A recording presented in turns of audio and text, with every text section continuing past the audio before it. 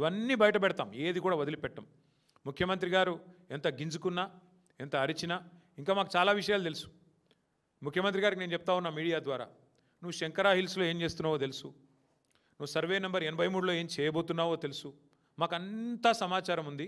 నువ్వు ఎక్కడెక్కడ ఏం చేస్తున్నావో చిత్రగుప్తుడు రాసుకున్నట్టు చిట్టా రాసుకుంటున్నాం. శిశుపాలుడు తప్పులు కదా లెక్కబెట్టి ప్రజలు ఎప్పుడైతే శిరచ్ఛేదం చేసినారో ఆనాడు శ్రీకృష్ణుడు, ఆ టైపులో మీకు కూడా తప్పదు. తప్పులు ఏవైతే చేస్తున్నారో అన్ని ప్రజలు లెక్క కడుతున్నారు, ప్రజలే మీకు శిక్ష వేస్తారు. మాకు అన్నీ కూడా సమాచారం అందుతూ ఉంది ఎప్పటికప్పుడు. మేము అధికారులకు కూడా మళ్ళొకసారి చివరిగా విజ్ఞప్తి చేస్తూ ఉన్నాం, ఈ అరాచకంలో మీరు పాలు పంచుకోకండి. ఇక్కడ జూపల్లి కృష్ణారావు, రేవంత్ రెడ్డి, ఆయన కొడుకు, ఈయన అల్లుడు, వాళ్ళ బాధల మీరు పోయి మీరు అనవసరంగా మీరు బలిపశువులు కాకండి.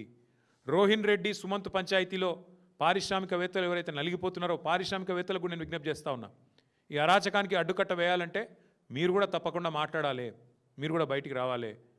అందుకే భారత రాష్ట్ర సమితి తరపున మేము డిమాండ్ చేస్తూ ఉన్నాం, పోలీస్ యంత్రాంగం స్పందించాలి, ఏం జరిగిందో చెప్పాలి, తుపాకీ తెచ్చిందేవడో చెప్పాలి, తెచ్చిన తుపాకీ రాముడేవాడు, రోహిన్ రెడ్డా, సుమంత తెలవాలి, ఇచ్చినోడేవాడు అది కూడా తెలవాలి.